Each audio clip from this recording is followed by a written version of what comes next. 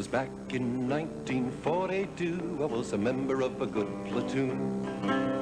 We were on maneuvers in Louisiana one night by the light of the moon. The captain told us to ford a river. That's how it all begun.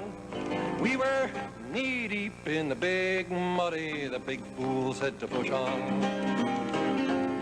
Well, the sergeant said, "Sir, are you sure this is the best way back to the base?" "Sergeant, go on, I've forded this river about a mile above this place. It'll be a little soggy, but just keep slogging, we'll soon be on dry ground." We were waist deep in the big muddy. The big fool said to push on.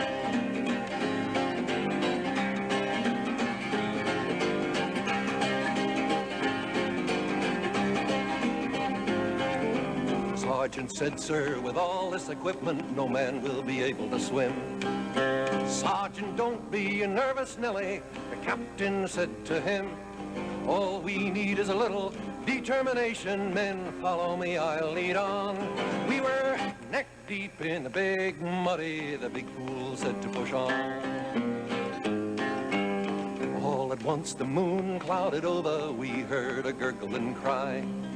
A few seconds later, the captain's helmet was all that floated by.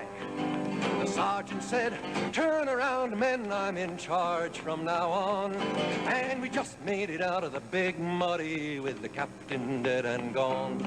We stripped and dived and found his body stuck in the old quicksand.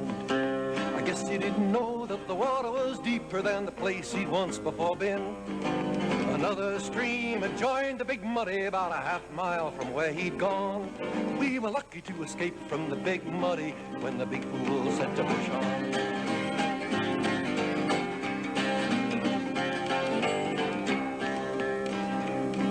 Well, I'm not going to point any moral. I'll leave that for yourself.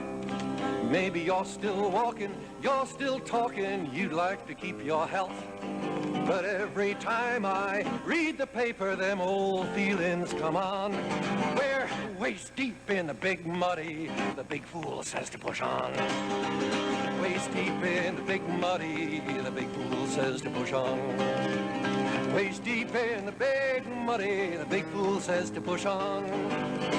Waist deep, neck deep, soon even a tall man will be over his head. We're waist deep in the big muddy. The big fool says to push on.